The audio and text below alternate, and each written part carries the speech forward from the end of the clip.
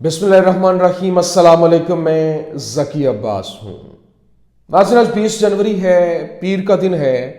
और एक बॉलीवुड की मूवी है जो कि सहाफ़त के ऊपर बेस करती है कि कैसे मीडिया को एक टूल के तौर पर इस्तेमाल किया जाता है ताकि अपने जो मकासद हैं वो हासिल किए जा सकें, और साम्राज्यिक कुव्वतें मीडिया को भरपूर तरीके से इस्तेमाल करते हैं, चाहे कितनी ही बड़ी क्यों ना कीमत अदा करनी पड़े, चाहे अपने लोगों की बलि क्यों ना चढ़ानी पड़ जाए। अब मूवी का नाम है रश। रश मूवी एक ऐसी मूवी है जो कि जर्नलिस्टिक वैल्यू को बताती है कि किस तरीके से मीडिया को एक आला कार के तौर पर इस्तेमाल किया जाता है। उसमें एक डायलॉग है जिसमें बोला जाता है कि abuse, misuse and make the breaking news. बिल्कुल उसी तरह से कि पहले आप गालम गलोच करते हैं, खुद से क्यास क्रिएट करते हैं और उसका मिस यूज करते हैं और उसको ही फिर ब्रेकिंग न्यूज बना देते हैं। बिल्कुल उसी तर्ज पर अब 4 वीडियोस वायरल हो रही हैं जिसने पूरे का पूरा भांडा फोड़ के रख दिया कि कैसे सिर्फ और सिर्फ वहां पर गजा के ऊपर कंट्रोल हासिल करने के लिए लोगों की बलि चढ़ाई गई और कत्लेआम हुआ और वो अपने ही लोग मार दिए गए। कैसे ये एक ऐसी स्टोरी है जिसने इजराइल के अंदर खलबली मचा के रख दी है। अब ये क्या स्टोरी है, 4 वीडियोस जो हैं उसके अंदर ऐसा क्या है जिसने तमाम तर सिनेरियो को खोल के रख दिया है। और फिर 2 रियासती हल का ऐलान कर दिया गया बाकायदा तौर पर आज, क्योंकि ट्रंप ने ऑफिस होल्ड कर लिया है और ट्रंप के आते ही फलस्तीनी रियासत का ऐलान जो है वो हो गया है और बाकायदा तौर पर यूं कह लें कि इसकी बुनियाद रख दी गई है। और अभी बाकायदा तौर पर जो आने वाले उनका सफीर है उस इलाके में डिप्यूट होने वाला है, उसने बाकायदा तौर पर यह इंडिकेटर देते हुए एक बहुत बड़ी खुशखबरी सुनाई है, जिसने भी यूं कह लें कि जितनी भी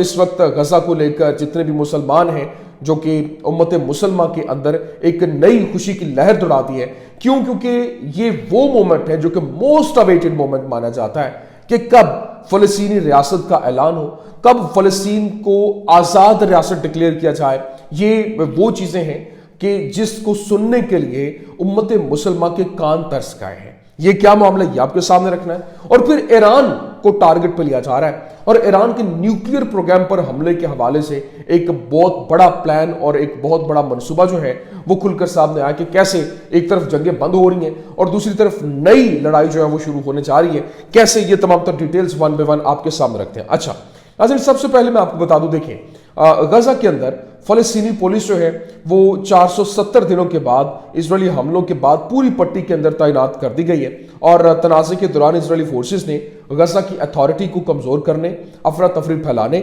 और फिर इलाके में बुनियादी शहरी खिदमात को मुतासिर करने की कोशिश में पुलिस अफसरान के ऊपर हमला भी किया। लेकिन अभी यादियोत आहरानोत जो अखबार है, इजरायली अखबार, उसकी जानिब से रिपोर्ट किया गया और उसने बताया कि इजराइल ने हमास को तबाह करने का अपना जो मकसद था वो अभी तक हासिल नहीं किया है। वो बिल्कुल मुकम्मल तौर पर खात्मे की बात कर रहे थे कि फलस्तीनी मज़ाहमत का खात्मा मुकम्मल तौर पर होना उनके लिए बहुत ज़्यादा ज़रूरी है। लेकिन साथ ही साथ उसने ये भी कहा कि इजराइल नहीं चाहता था कि कतर मुआहदे पर अमल दरामद में किरदार अदा करे। यादियोत आहरानोत अखबार जो इजरायली अखबार है, वेबसाइट ने अपनी रिपोर्ट में लिखा कि इस मुआहदे में हमास का एक बार भी जिक्र नहीं है और इस दस्तावेज में सिर्फ गजा में फलस्तीनी फरीक की बात की गई है। लेकिन यह बात बिल्कुल वाज़ेह है कि यह मुआहदा हमास को न सिर्फ गजा की पट्टी में अपनी मौजूदगी बरकरार रखने की इजाजत देता है बल्कि गालिब ग्रुप और तंजीम भी बना देता है। फिर मजीद उसने कहा कि यह कोई राज नहीं है कि इजराइल नहीं चाहता था कि कतर मुआहदे के निफाज और गजा की पट्टी की तामीर नौ के अंदर हिस्सा ले। क्यों? क्योंकि वो मजीद जो ये जिस तरह से सिनवार का एक नाम ही काफ़ी है, उसने कहा कि सिनवार को वो एक जवाब फराहम करेगा, लेकिन अगर इस मुआहदे पर अमल दरामद होता तो इजराइल गजा की पट्टी में हमास की हुकूमत को ख़त्म करने का अपना फौजी मकसद हासिल नहीं कर पाता, लेकिन कम अज़ कम कुछ मगवी जो है वो उनकी जान तो बचा सकता था। लेकिन अभी जो हमास है उसने गजा की पट्टी के अंदर जंग के बाद तामीर नौ में रूस की फाल शिरकत की उम्मीद जाहिर की है और तहरीक के नुमाइंदे सामी अबू ज़ाहरी ने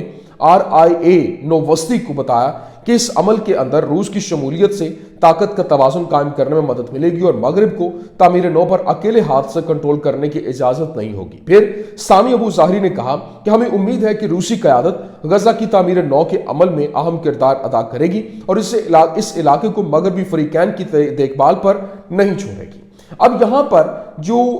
انکشافات ہوئے ہیں، جو 4 ویڈیوز کی میں بات کر رہا ہوں جس نے ہلا کے رکھ دیا ہے. اور کیونکہ ابھی کنیسٹ کے جو ممبر ہیں، پچھلے ولاگ میں نے آپ کے سامنے خبر رکھی تھی اور میں نے آپ کو بتایا تھا کہ ان کی جانب سے باقاعدہ طور پر مطالبہ کیا جا رہا ہے اور یہ کہا گیا کہ ابھی جو ہے وہ جرنیلوں کو کہا گیا کہ ان کے جو سٹاف ہے، جنرل سٹاف سے استعفے کا مطالبہ کیا گیا اسرائیل کے کنیسٹ کے رکن الموگ کوہن کی جانب سے، اور اس نے کہا کہ ان سے فی الفور جو ہے وہ استعفیٰ لیا جائے، برطرف کیا جانا چاہیے، ان کی جگہ دوسرے لوگوں کو لگانا چاہیے، ان کے مطابق اگر وہ رضاکارانہ طور پر استعفیٰ نہیں دیتے تو ان کا احتساب کیا جائے اور انہیں جیل بھیجا جائے. لیکن ابھی جو خبریں سامنے آ رہی ہیں اور باقاعدہ طور پر بتایا گیا کہ کیسے پورے کا پورا منظرنامہ تبدیل ہوا، ہانی بیل کی ہدایت کے اوپر یہ ساری کی ساری چیزیں سامنے آئی ہیں، اور انہوں نے کبھی نہ بھولے اسرائیل نے 7 اکتوبر کو اپنے ہی جو شہری ہیں ان کو نشانہ بنا دیا تھا. اور یہ میں نہیں کہہ رہا، اسرائیلی میڈیا یہ رپورٹ کر رہا ہے. اور اب جو 4 ویڈیو 1 جو ہے اس کے اندر یہ دکھایا گیا کہ کیسے یرغمال بنانے سے بچنے کے لیے اپنے مطلب ڈر یہ تھا کہ کہیں یہ شہری جو ہے وہ یرغمال نہ بن جائیں، تو اس لیے اپنے ہی لوگوں کے اوپر میزائل جو ہے اور ٹینک کے گولے جو ہے وہ برسائے گئے. پھر 7 اکتوبر کو سینکڑوں ہلاک جو فوجی تھے ان کی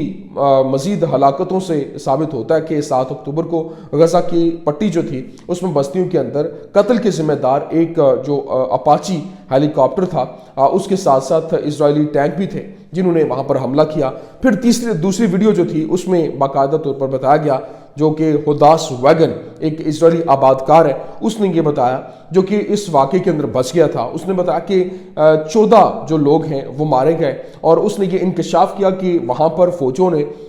جو فوجی جس طرح سے حملے کر رہے تھے انہوں نے موجودگی کے باوجود گھروں کے اوپر، گھر پتہ بھی تھا کہ یہاں پر یہ لوگ موجود ہیں، اور اس کے باوجود وہاں پر حملہ کیا، وہاں پر متعدد ہلاکتیں بھی رپورٹ ہوئیں. اور پھر تیسری ویڈیو میں دکھایا جا رہا ہے کہ ایک کرنل ہے گولانویچ، جس نے ایک انٹرویو کے دوران اعتراف کیا کہ 7 اکتوبر کو جو ٹینکس تھے انہوں نے آبادکاروں سے بھرے گھروں کے اوپر حملہ کیا، جس کے نتیجے میں 8 بچوں سمیت تقریباً 15 افراد جو ہے وہ بھی وہاں پر جان کی بازی ہار گئے. اور پھر چوتھی ویڈیو جو ہے جس میں دکھایا گیا کہ 7 اکتوبر سے مزید دستاویزات جو ہے ان سے پتہ چلتا ہے کہ کیسے شہری جو ہے وہ ٹارگٹ بنے اور ایک بڑا مقصد حاصل کرنے کے لیے کس طریقے سے جو اپنے لوگ ہیں وہ بلی چڑھ گئے اور ان کو بلی چڑھا دیا گیا، یا جو بھی ایک منظرنامہ ہے وہ پورے کا پورا تشکیل دیا گیا. تو یہ جناب والا جو 4 ویڈیوز ہیں انہوں نے ہلا کے رکھ دیا ہے. لیکن یہاں پر ابھی جو سینیریو ہے کیونکہ وہ بہت تیزی کے ساتھ بدل رہا ہے اور ابھی ٹرمپ کی آمد ہے، ٹرمپ نے آفس ہولڈ کر لیا ہے، اور ٹرمپ نے اقتدار سنبھالنے کے بعد کیا وعدہ کیا تھا؟ نمبر 1 یوکرین میں تنازع کو ختم کرنا اور جنگ عظیم سوم کے آغاز کو روکنا، بائیڈن کے تمام احمقانہ جو فرامین ہے اس کی منسوخی 24 گھنٹوں کے اندر ہو جائے گی. پھر آنے والے دنوں میں پیوٹن کو ایک فون کال کا بندوبست کیا جائے گا. پھر دن کے اختتام تک ملک کی جنوبی سرحد کے پار غیر قانونی تارکین وطن کے حملے کو ختم کرنا ہے. پھر پیر کو صدارتی فرمان جاری کیے جائیں گے جو سب کو خوش کر دیں گے، اور امریکی فوج کو امریکہ کے دفاع کے لیے آئرن ڈوم دفاعی نظام بنانے کا کام جو ہے وہ سونپا جائے گا. پھر ایلان مسک کارکردگی کے شعبے کی قیادت کریں گے، اور 35ویں امریکی صدر جان ایف کینیڈی کے ساتھ ساتھ مارٹن لیتھر کنگ کے قتل سے متعلق دستاویزات سے رازداری کا پردہ بھی ہٹایا جائے گا، اور مردوں کو خواتین کے کھیلوں سے دور رکھنا ہے. پھر اس کے ساتھ ساتھ جو یہ ٹرانسجینڈرز کو لے کر بالخصوص خواتین کے کھیلوں سے دور رکھنے کا اعلان ہوا. مصنوعی ذہانت کے شعبوں میں بڑے پیمانے پر کام، جس کے ذریعے ٹرمپ ہنگامی اختیارات استعمال کرنے کے لیے بھی تیار ہے. یہ تو اس کی جانب سے اعلانات کیے گئے، لیکن اس کے ساتھ ساتھ اس نے یہ بھی کہا کہ میں یوکرین میں جنگ ختم کروں گا اور مشرق وسطیٰ میں افراد تفریح کو روکوں گا اور تیسری عالمی جنگ کو روکوں گا، اور آپ کو اندازہ نہیں ہے کہ ہم کتنے قریب ہیں. امریکہ کے نو منتخب صدر نے اپنے حلف برداری سے قبل ایک ریلی میں وعدہ کیا تھا کہ وہ تیسری عالمی جنگ کے آغاز کو روکیں گے اور یوکرین کے اندر تنازع بھی ختم کریں گے. لیکن یہاں پر میں آپ کو بتا دوں کہ اس وقت جو میں نے آپ کو بتایا کہ 2 ریاستی حل کے حوالے سے اعلان اور پھر فلسطین کی ریاست کے حوالے سے یہ ایک بہت بڑی خبر ہے. کیونکہ اسرائیل میں مستقبل کے امریکی سفیر مائک ہوکابی جو کہ ایک نیا سفیر جو ہے وہ آنے والا ہے، اس نے کہا کہ ہمیں تسلیم کرنا ہوگا کہ ایک فلسطینی ریاست تھی اور اسے غزہ کہا جاتا تھا. اسرائیل کو اپنے خود مختار وطن کا حق حاصل ہے اور یہ ابراہیم کے زمانے سے 3500 سال سے موجود ہے، اور اسرائیل میں ٹرمپ کے منتخب امریکی سفیر مائک حقابی کا کہنا ہے کہ وہ دو ریاستی حل یعنی اسرائیل اور فلسطین پر یقین رکھتے ہیں اور ہمیں تسلیم کرنا پڑے گا کہ ایک فلسطینی ریاست تھی، اسے غزہ کہا جاتا تھا۔ بات یہ ہے کہ فلسطینی بھی دو ریاستی حل پر یقین نہیں رکھتے، ان کی رائے میں اسرائیل کا وجود نہیں ہونا چاہیے۔ یہ کون کہہ رہے ہیں؟ جو مائک حقابی ہیں وہ کہہ رہے ہیں، لیکن دوسری جانب وہ یہ بھی اعلان کر رہے ہیں کہ امریکی صدر کی جانب سے یہ کہا گیا ہے کہ اس وقت جو حل ہے وہ یہی ہے، کیونکہ پہلے یہاں پر فلسطین کی ریاست موجود تھی اور اس وجہ سے اب جو اسرائیل ہے وہ بھی 3500 سال سے یہاں پر موجود ہے، تو یہ 2 اسٹیٹ سولوشن کے حوالے سے خبریں جو ہے وہ بھی گردش کر رہی ہیں۔ لیکن اس وقت جو امریکی سینیٹر لنڈسے گراہم ہے اور اس کی جانب سے کہا گیا کہ حماس غزہ پر حکومت نہیں کرے گی اور اس کے بعد ایرانی جوہری پروگرام کا مکمل جو ہے وہ خاتمہ ہے، اور میں نہیں جانتا کہ سفارتکاری کام کرتی ہے، اگر ہم ایسا نہیں کرتے تو یہ ایک تاریخی غلطی ہوگی۔ اور وال اسٹریٹ جرنل کی جانب سے رپورٹ کیا گیا اور باقاعدہ طور پر اس میں بتایا گیا کہ جو ٹرمپ کے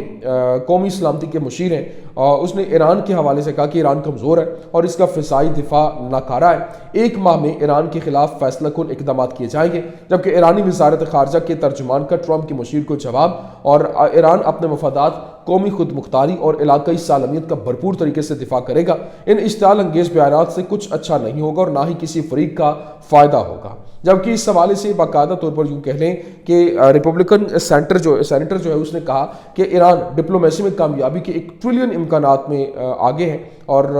وہاں اسٹرائک میں کامیابی کے 90% امکانات ہیں، اور لنڈسے گراہم نے کہا کہ مجھے امید ہے کہ امریکہ کی حمایت کے ساتھ اسرائیل ایران کے جوہری پروگرام کو تباہ کرنے کی کوشش کرے گا، اور اگر ہم ایسا نہیں کرتے تو یہ ایک تاریخ کی بہت بڑی غلطی ہوگی۔ تو یہ جناب والا اس وقت یوں کہہ لیں کہ ایک بہت بڑی لڑائی جو کہ ایران کے نیوکلیئر پروگرام کو اگر نشانہ بنایا جاتا ہے تو کیا ایران خاموش رہے گا اور یہ مڈل ایسٹ دوبارہ سے ایک نئی آگ کے اندر چلا جائے گا، ایک نئی جو جنگ ہے اس میں چلا جائے گا جو کہ بہت خطرناک ہوگا۔ اور آگے سے پہلے بھی جو IRGC کے کمانڈر ہیں حسین سلامی، اس نے یہ کہا ہوا ہے کہ اگر ایسا ہوتا تو اس سے بڑھ کر بہت بڑا حملہ ہوگا جس کو روکنا پھر کسی کے بس کی بات نہیں ہوگی۔ لیکن یہاں پر BBC کے پریزنٹر کے ایران فوبیا کے خلاف عراقی وزیر اعظم کا ایران کا واضح طور پر دفاع سامنے آیا۔ شیال سوڈانی وزیر اعظم عراق کی جانب سے کہا گیا کہ ایران ان ممالک میں سے ایک ہے جنہوں نے داعش کے خلاف سرگرم عمل ہے، اور ایران ہمارا پڑوسی ہے اور اس نے دہشت گردی کے خلاف جنگ میں عراق کا ساتھ دیا ہے۔ عراق کا ایک مسئلہ ایران فوبیا ہے جس نے کچھ لوگوں کو اپنی لپیٹ میں لے رکھا ہے جو عراق کو اس میں گھسیٹنے کی کوشش کر رہے ہیں، جبکہ حقیقت یہ ہے کہ ایران کے ساتھ تعلقات باہمی احترام کے اوپر مبنی ہیں۔ لیکن یہاں پر میں آپ کو یہ بھی بتانا چاہتا ہوں کہ اس وقت یمن کی جانب سے باقاعدہ طور پر بتایا گیا کہ if attacks against us continue, we will continue our attacks against Washington, London and Israeli ships. اور اس نے کہا کہ اگر ہمارے اوپر حملے جاری رہتے ہیں تو ہم اپنے حملے جو ہے وہ واشنگٹن، لنڈن اور اسرائیلی شپس کے اوپر جاری رکھیں گے۔ لیکن دوسری جانب جو معاملات ہیں اس کو دیکھتے ہوئے باقاعدہ طور پر اس وقت چائنا کی جانب سے ایک بڑا بریک تھرو جو ہے وہ سامنے آیا ہے۔ چائنا نے ایک نئے خفیہ ہائپر سونک ہوا سے فضا میں مار کرنے والے میزائل کے آخری تجربات کامیابی سے مکمل کر لیے ہیں، اور ساؤتھ چائنا مارننگ پوسٹ نے رپورٹ کیا کہ یہ ایک نئے ہتھیار کی موجودگی کی پہلی باضابطہ تصدیق ہے جس سے جدید ترین امریکی طیاروں جیسے B-21 بمبار اور F-35 کو خطرات جو ہے وہ لاحق ہو سکتے ہیں۔ لیکن جانے سے پہلے میں آپ کو یہ بھی بتانا چاہتا ہوں کہ اس وقت یمن نے جہاز کے مالکان کو ای میل کے ذریعے مطلع کیا ہے کہ غزہ میں جنگ بندی کے بعد وہ بحیرہ احمر میں بحری جہازوں پر اپنے حملے محدود کر دیں گے اور صرف اسرائیل سے براہ راست منسلک جہازوں کے اوپر جو ہے وہ نظر رکھیں گے اور نشانہ بھی قائم کیا جائے گا۔ تو یہ جناب والا کچھ اہم ترین اپڈیٹس ہی میں نے کہا میں آپ کے سامنے رکھ دوں۔ امید کرتے ہیں ویڈیو آپ کو پسند آئی ہوگی، پسند آنے کی صورت میں لائک کیجیے، شیئر کیجیے اور ہمارے چینل کو سبسکرائب کرنا مت بھولیے گا۔ شکریہ۔